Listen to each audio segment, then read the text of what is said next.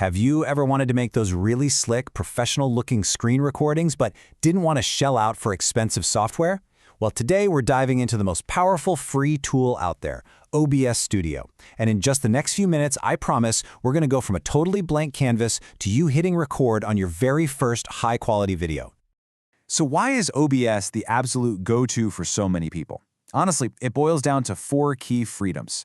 First off, it's 100% free. No subscriptions, no gotchas. Second, you get 0 watermarks and no limits. You can record for hours in full HD and it won't cost you a thing.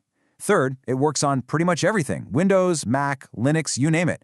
And finally, and this is the big one, you get real professional level control. It's less of a simple screen recorder and really more like your own personal TV production studio right on your desktop. So here's our game plan. We'll quickly touch on why it's the ultimate tool, then we'll fly through a super fast 5-minute setup. After that, the fun part, building your virtual studio. And finally, we'll tweak all the right settings so you can record like a pro. Let's do this. Okay, so we've pretty much established that OBS gives you all this incredible power for absolutely nothing. Now, let's get our hands dirty and get you ready to actually record something. You're probably thinking, powerful software must mean a complicated setup, right? Nope. We can get the entire foundation right in, seriously, under 5 minutes. Let's start the clock.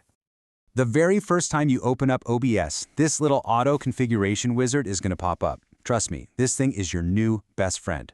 All you have to do is select Optimize just for recording, we're not streaming today, and then just hit Next. That's it. OBS does all the heavy lifting for you. Now, the wizard is only going to ask you 2 simple things. First is your base resolution. Just think of this as the size of your canvas. For a perfect, super crisp recording, you want this to match your monitor's resolution. Easy enough. Second is FPS, or frames per second. Here's the deal. Pick 60 if you want that buttery smooth look, like for recording video games. But if you're just recording a PowerPoint or a presentation, 30 is perfectly fine, and it's a little easier on your computer. And just like that, setup is done. See? Now we get to the creative part. This is where we start putting together all the pieces of your recording. You know, your screen, your voice, maybe a webcam, inside what I like to call your new virtual studio. The whole OBS world is built on 2 really simple but incredibly powerful ideas: scenes and sources. The easiest way to think about it is this. A scene is like a stage layout, or a set. Maybe you have a full screen scene or a screen with webcam scene.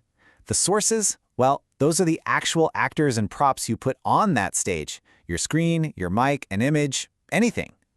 Every scene starts empty until you start adding sources to it. So let's add our main actor, your screen. Just go down to that Sources box, click the little plus icon, and choose Display Capture. You can give it a name, pick which monitor you want to record, and, this is important, make sure Capture Cursor is checked so people can see what you're pointing at. Click OK, and boom, your screen is now live on the canvas. Now, the moment you add your display, you might see this bizarre infinite tunnel thing happening. Don't panic, you didn't break anything. I promise this is totally normal. And the fix is super simple. This weird effect only happens because OBS is recording itself. All you have to do is either drag the OBS window to a second monitor that you're not recording, or, even easier, just minimize OBS the second you hit that record button. Problem solved. You can have the best video in the world, but it means nothing without great audio. OBS is awesome because it lets you capture 2 main types of sounds separately. Your voice going into the computer, that's your audio input, and any sounds the computer itself makes, like music or sound effects, that's your audio output. And we add these just like we did with our screen as new sources. To get your microphone, you just add an audio input capture. And to get the computer's sounds, you add an audio output capture. You'll then see them both pop up in the audio mixer, which means you can control their volumes independently. Super useful.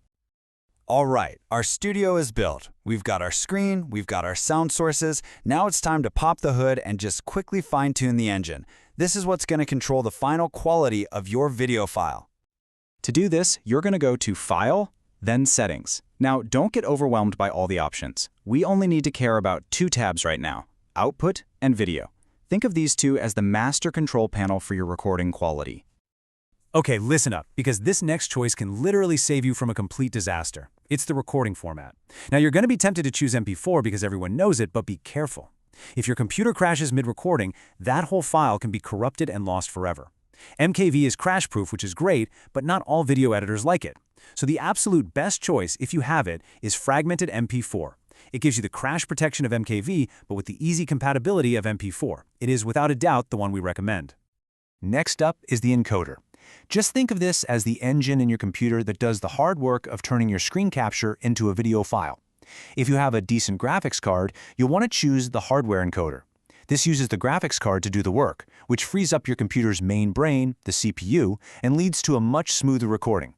If you don't see that option, no worries. The software option, X264, is a fantastic and super reliable backup. Last check. Let's just pop over to the Video tab for a final pre-flight confirmation. Make sure your base and your output resolutions match. That gives you the best possible quality. Double check that your FPS is what you want, 30 or 60. And here's a little pro tip. If you're using a webcam, try to match its frame rate here. It just helps everything stay perfectly smooth and in sync. And that's it. You are officially ready to go. The moment of truth is here. Over in the controls panel, just hit Start Recording. Remember to minimize the OBS window to avoid that mirror thing. Record all your amazing content, and then just hit Stop Recording whenever you're done. And seriously, congratulations! You have officially made your first recording with OBS Studio. It's that easy. But now that you've got the basics down, let's add a couple of quick pro touches that will really level up your next video. Want to add that personal touch with a webcam? It's just another source.